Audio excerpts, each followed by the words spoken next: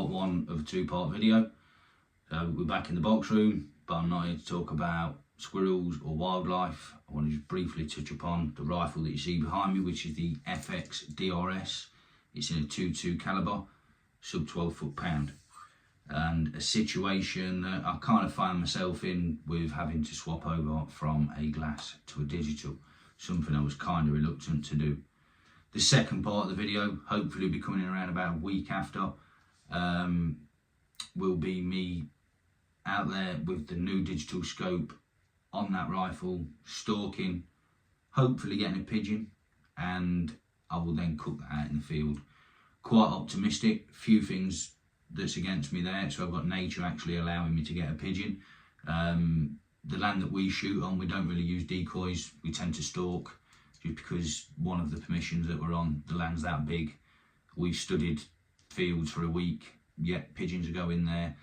We set decoys in a hide up, the pigeons don't come, they go to the field next door. So just the look of the draw, that is really, we found it a lot more efficient being out there stalking. Single man, just go out, walk round. Sometimes you may get them around the manor house gardens and the cottage gardens and things. You can be quite lucky in that sense. So I'll see where I get with that. Back into this part of the video though, which as I've just said is about the DRS and me changing from a glass to a digital. So this rifle I bought for the purpose of being a stalking rifle for when we go out and do pigeons. As I say, mainly stalking, and I've always had this glass scope on it, which is a Hawke Air Max 30 WA SF. It's a 24x50. I've had this scope for about 3 years now. Brought it from Dan, who you'll know from the channel.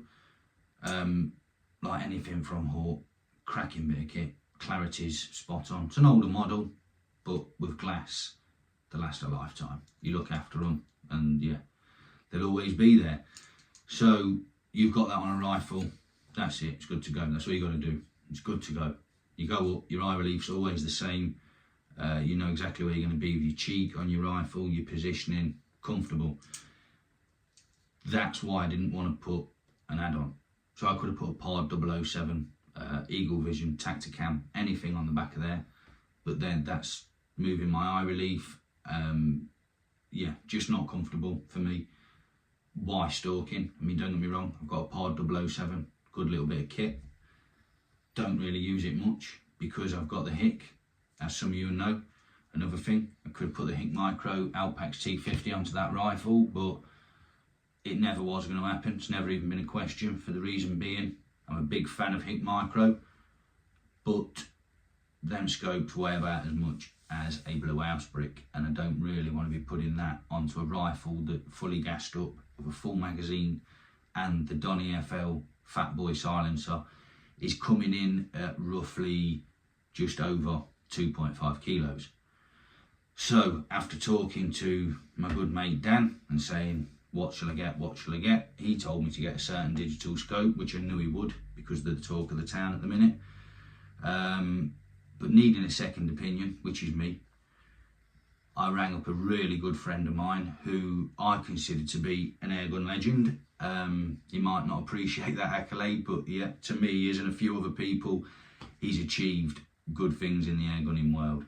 And this stands more testament to me than anything. He's a straight talker. So you ask him something and he'll tell you exactly how it is. And that's Andrew from One Man and His Dog.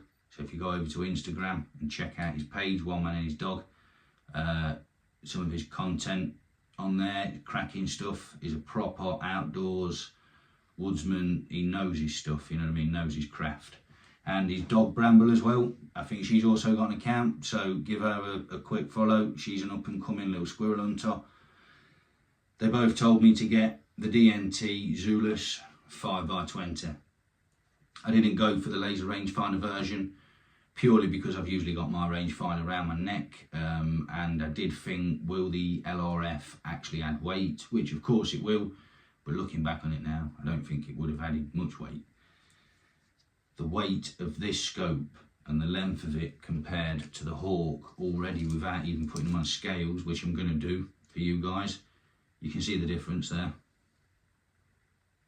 The length of the hawke is twice the size of the DNT, and I can feel that the DNT is already lighter. But as I say, I'm going to run over both scopes, I'm going to weigh them both and measure the length. I'll give you a few pros and cons of what I think.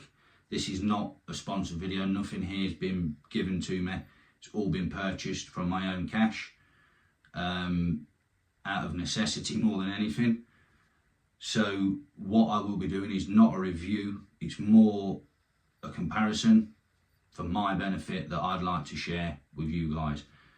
When that's all done, this will be fitted to the DRS, and then we'll get out there and hopefully I can get a pigeon and we can see the clarity on this. I mean, I've already looked through this and gave it a try, and it's mind-blowing. It's a good bit of kit, and especially for the price, I don't think you're going to beat that in a digital scope, to be honest. Some really good features. Like I say, I'll touch over them now anyway.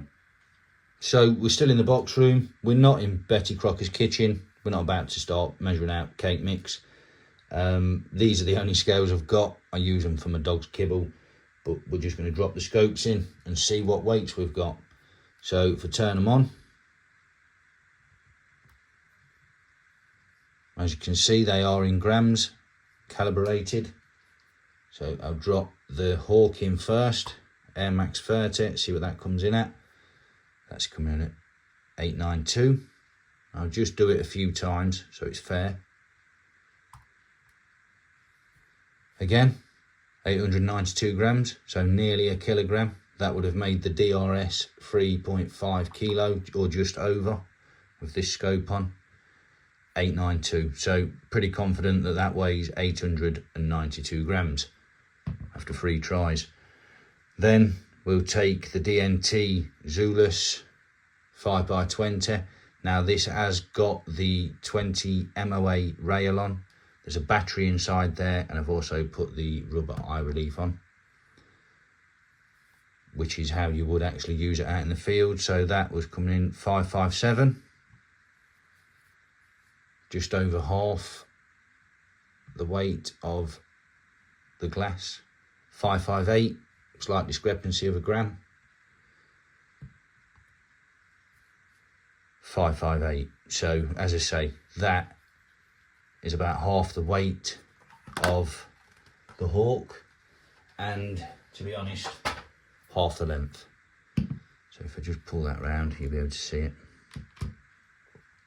Put them next to each other. We'll give them a measure. Now this has got an overhang of the rail, so that's measuring with the rail.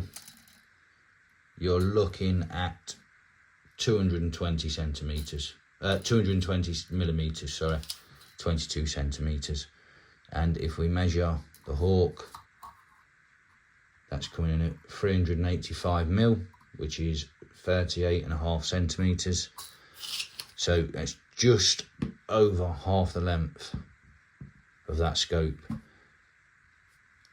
This as well has got some cracking little features. Like I say, with the glass, literally flip that up, you're good to go. You got your eye relief, you know exactly where you are with it. With the DNT, there was a little trick that Andy had told me about before I purchased it. With this, put it into standby like you can any scope, just by pressing this button here. As soon as you press that, it's straight back on instantly. But the feature that I like is if you press record before you put this into standby, the minute you click that standby off, it will start to record at 0 seconds, which for me is a no-brainer, especially with what I'm trying to achieve in getting content for you guys for the channel. This really is going to be a game changer to the way I stalk, and more than likely will become my favourite scope on my favourite rifle. So what I'm going to do now is I'm going to get this mounted onto the back of the DRS, and then the next time you see me is probably going to be in the second part of the video, which I'll aim to probably release a week after this one, where I will dispatch, hopefully, and cook a pigeon using the DRS and the DNT Zulus. Really looking forward to making that video. The clarity on this scope is second to none. Really is crystal clear. Not yet tried it at night, but that will be another video that I'll hope to do in the future, which will be a small rat shoot, which I will use this for, and I'll probably use the Alpex as well, just to show you the difference in the two. I'd really like to hear your experiences using glass or using any kind of digital. I know a lot of you out there have got the DNT Zulus, so let me know what you think to that as well in the comments, and I'll see you on the next one. Thanks a lot for watching.